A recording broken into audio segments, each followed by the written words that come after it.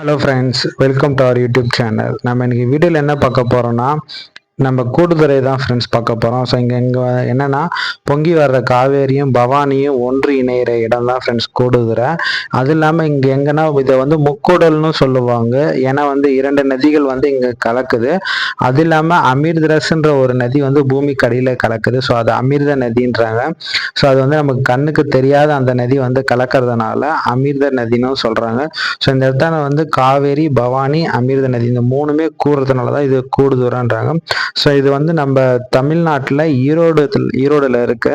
ஈரோட்டில் எங்கன்னா பவானின்ற ஊரில் தான் ஃப்ரெண்ட்ஸ் இருக்குது. அங்கே போயிட்டிங்கனாலே அங்கே ரொம்ப ரொம்ப கிட்ட தான், நம்ம போயிடலாம். இது குமாரபாளையம், பவானி இந்த இடைப்பட்ட ஊருங்களுக்கு நடுவில் தான் இந்த கூடுதுறை இருக்கு. ஸோ இந்த இடத்தாண்ட வந்தீங்கன்னா நம்ம இங்கே இருக்கிற சிவனை வணங்குறது ரொம்பவும் பிரசித்தி.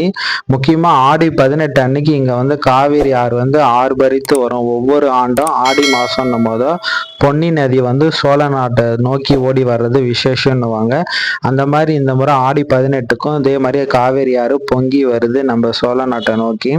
சோழ நாடுன்றது தஞ்சை அந்த பக்கம்லாம் வரும். அதனால இப்போ என்னன்னா, காவேரி பிறப்பிடமான கொடகு மலையில அதிகப்படியான கனமழை இப்போ பொழிஞ்சிட்டு இருக்கு இந்த பருவமழை ஸ்டார்டிங்லனால.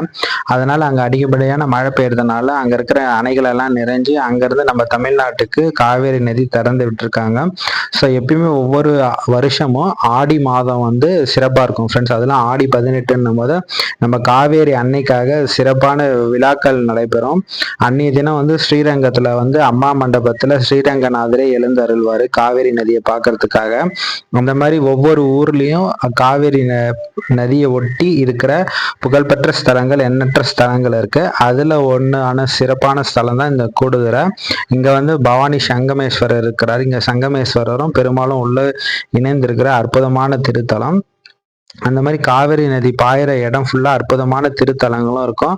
செழிப்பான ஊர்கள் நிறைய இருக்கு ஃப்ரெண்ட்ஸ். அது மாதிரி நம்ம காவேரி நதியை வணங்குறதுக்கான முக்கியமான நாள் தான் இந்த ஆடிப்பெருக்கு. ஸோ இந்த தினத்துல நம்ம பஞ்சபூதங்கள்ல ஒன்றான நீரை வணங்குறது நம்மளுக்கு எல்லா வகையிலையும் வெற்றியை தரும். ஏன்னா நம்மளுக்கு நீர் இல்லாம நம்மளால வாழ முடியாது ஃப்ரெண்ட்ஸ் யாராலுமே. அந்த அளவுக்கு அற்புதமான நீர் இந்த உலகத்துல அது நம்மளுக்கு கிடைக்குதுன்னா ரொம்ப சிறப்பான விஷயம். அது அந்த காவேரி நதி மூலியமா நமக்கு கிடைக்குது.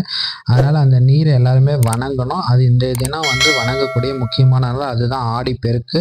அதுதான் ஆடி 18. ஒவ்வொரு ஊர்லயும் ஒவ்வொரு விதமா கொண்டாடுவாங்க ஃப்ரெண்ட்ஸ். சப்ஸ்கிரைப்.